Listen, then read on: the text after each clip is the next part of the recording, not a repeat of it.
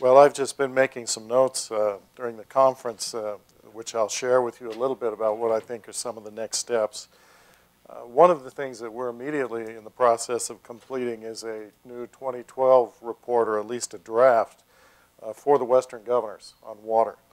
We will be including a number of, it will be a general document without some of the specific recommendations that we've had in the past. And in 2008, the governors adopted one of the reports that we did as a policy report. And one of those items was that NASA should move as expeditiously as possible to put tiers on LDCM. And obviously, we've been able to get to that point. It is a challenge to continue to engage the governors in water resources. The first report that we did in 2006 was in preparation for the governor's annual meeting in Phoenix, hosted by Governor Napolitano, on the theme of sustainability. And water wasn't on the agenda. We had to work to get it on the agenda. You wouldn't think that would be too hard in Phoenix talking about sustainability. But we've found that there's been tremendous benefit to keep water as an issue before the governors. Not that they don't believe it's an issue. I know actually Jan and John, and I've heard them say that in talking with Governor Martinez, she said, water's just too hard. It takes forever to get anything done. I'm only here for 4 years. You know, it's not a priority. That's what they say. And then the next week, you're in her office for 2 hours explaining some of the water issues that she has to deal with. So I think that is a challenge to keep this in front of the governors, and we'll continue to work to do that. One of the other things that I think that we have seen is the importance of trying to mesh the different uses among the federal agencies. We've worked very hard to ensure that there's funding for the SNOTEL sites. We worked very hard to try and continue the funding for the USGS stream gauges and for Landsat and TIERS as far as ET in that part of the water budget. But trying to get to show how this all fits together and the uses. And one of the challenges that we faced in trying to get funding for TIERS was, well, agriculture uses this for all kinds of applications, but it's not in their budget. And the launch vehicle and the sensor were in NASA's budget. They weren't in Interior's budget. And they said, well, why doesn't Interior fund it? And we heard that from Assistant Secretary Castle, the challenges there. And for us, as far as water and water rights administration, and many of our members are the state engineers, the water administrators, you know, it's the importance of that archive. And as we've talked about, being able to go back and show how much water was being used in the past. And I do think that in the future, we're going to begin to, and we've seen it in many states, Arizona being one where they have 5-year goals for reducing their per capita water use. We're going to tighten down the water uses that we have now. And we don't anticipate that there are going to be more Glen Canyons or Hoover Dams, Grand Coulee, and that the primary source of water for meeting our future needs is going to be through water transfers. And so identifying, you know, what existing uses are, what those beneficiaries are, exactly how much water they are using. And as was mentioned, we all talk about first in time, first in right. We spend less time talking about beneficial use and prohibitions against waste and anti-speculation. You know, those are all parts of the appropriation doctrine. And if you're not using all of your water and you don't need to, you know, I think we will see more efforts at the state level to try and tighten up on our water rights as far as administration. And that may lead, and is leading in many states to, I think, more forfeiture and abandonment actions. And obviously, this is a tremendous tool when you're trying to demonstrate who's been using what. I think from this conference, you know, 1 or 2 page summary for all of us that could be used is a great idea. And some of the points that Tony was talking about. As I mentioned, too, I think the Landsat science team, an endorsement from them, would be a big help. While we were working on TIERS, it was a Landsat science team letter that said TIERS is important, that we were able to use. we have to understand who our stakeholders are and who the beneficiaries are, what are their needs and what are their interests.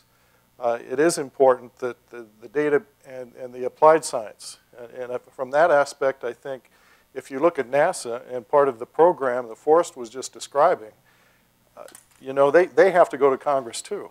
And they have to say, we want this satellite, and Congress is going to say, and what's this going to do for me? And we are.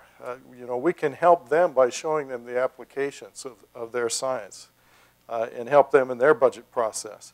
We've heard from Assistant Secretary Castle about DOI and some of their uses, and they believe it's important, and we have a very strong partner, I think, there in the Department of Interior.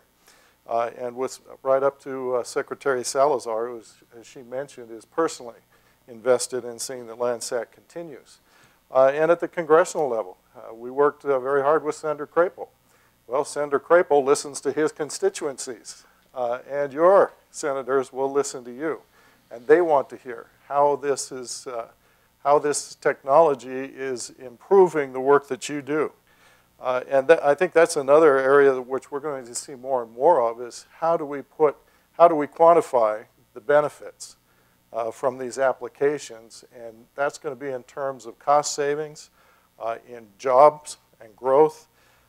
It was interesting as I talked with Samuel that was here from Chile, and talking about, he was fascinated that our government puts this information out there for free, and all of the growth in applications that has been able to develop. And I think that's, you know, we have to talk, especially in this economic climate, about how it's going to save us money in different applications and how it will help to create jobs. It is important that we get it in the administration's budget. I think it took us at least 3 or 4 or more years before it got restored to NASA's budget. But once that's the beginning point for all of the budget discussions, is what the president sends to the Hill. So we know we have interior support. You know, I've been in Dr. Freelich's office, and he was trying to juggle 15 different missions. It sounds like 16 different missions now. And I think that was right after the OCO failure. And, you know, I was sympathetic. You know, I would not want to be in his situation trying with his limited budget to do that, which is why we have to point out why this mission is so important and why it should have a priority over other missions. We're going to see changes here in the next month in the Senate, in the House, who knows, in the administration. And there'll be a new group of players. We need to identify who are the key congressmen that we're going to have to work with, and we'll have to rebuild support for the program in many areas. There are a number of them that are retiring and not returning. I think it was under the Bush administration when I was there in December kind of walking the Hill asking if we couldn't find at least $1 million so that NASA could at least study the idea of putting tiers onto LDCM. And they were in the process of cutting $22 billion from the budget. And you know, I was a little discouraged, and I got home and found out, lo and behold, someone had put $1 million in the budget. I still don't know who that is, but I have an inkling it might have been a senator from Nebraska, and he's retiring this year. You know, we've had a lot of support from on the authorization side, or at least from a number of other senators, including Senator Bingaman, who's retiring. So, you know, it will be, you know, we have a job ahead of us to educate them on our needs and why it's important, and rebuild support in Congress for this program. You know, as I've been around the Hill, you know, the one piece of advice I got was persistence and patience. And I don't know how many times we were told this is not going to happen. It's not in NASA's budget. We can't build it in time. We can't get it on. It's going to hold up everything else. You know, but we were persistent, and we were patient, and we were able to get there. And that's what it's going to take to get Landsat 9 and Landsat 10 and really turn this into an operational program. The other thing that unfortunately in Congress I think is true, a crisis always helps. And you know, we could go in there and say, look, if we don't get this on Landsat 8, there may never be another opportunity for tiers. And I think from what we heard from Tony, you know, perhaps the only option is going to be to build a clone for Landsat 9.